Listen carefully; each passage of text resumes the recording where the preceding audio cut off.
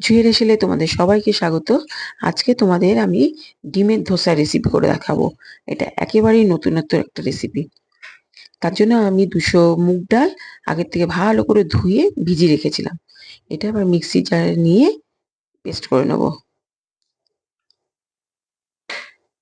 Paste করা হয়ে গেছে।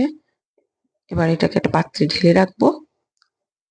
এবার এর মধ্যে লাগছে আমার বড় সাইজের 2টো পেঁয়াজ, 2টো মাঝারি সাইজের টমেটো,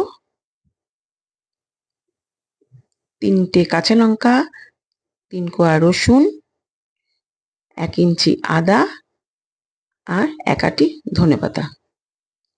সব নিয়ে আমি একসাথে মিক্সড করে নেব। এখন মিক্সড করা হয়ে গেছে।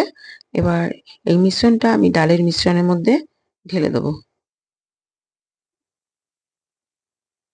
আমি আরেকটা পাত্রে 2টো ডিম ফাটিয়ে নিচ্ছি।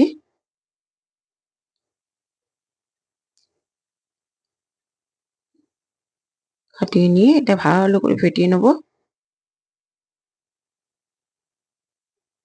নিয়ে এই ডিমের মিশ্রণটাও আমি এই একই জায়গায় ঢেলে দেব।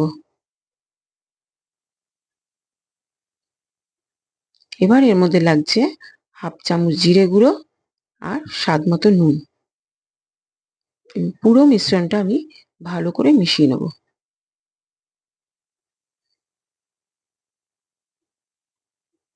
মিশ্রণটা একটু ঘন হয়ে গেছে বলে আমি অল্প করে জল দিয়ে নিলাম। জল দিয়ে মিশ্রণটা এইরকম হবে দেখে নাও। এবার ফ্রাইং প্যানে আমি অল্প করে তেল দিয়ে নিয়েছিলাম। নিয়ে 1 হাতা মিশ্রণ দিয়ে দিলাম ওর মধ্যে। দিয়ে এবার এটাকে পাতলা করে দেবো ঘুরিয়ে।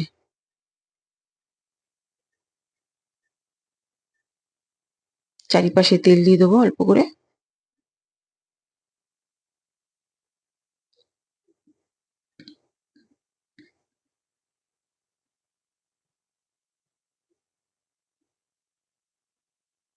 একটা সাইড হয়ে গেছে। এবার আস্তে আস্তে এটা উল্টে দেবো।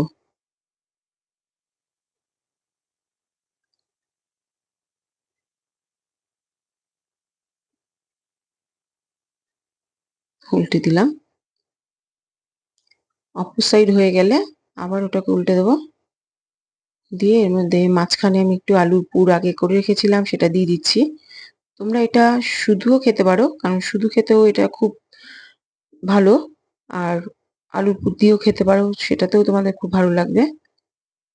আমার হয়ে গেছে। আমি এবার দুপাশ দিয়ে এটাকে মুড়িয়ে দিচ্ছি। আমার রেডি ধোসা কমপ্লিট। তোমরা অবশ্যই এটা বাড়িতে বানিয়ে খেও। ভালো লাগলে আমাকে সাবস্ক্রাইব করো, লাইক করো, শেয়ার করো আর অল নোটিফিকেশন অন করে রেখো।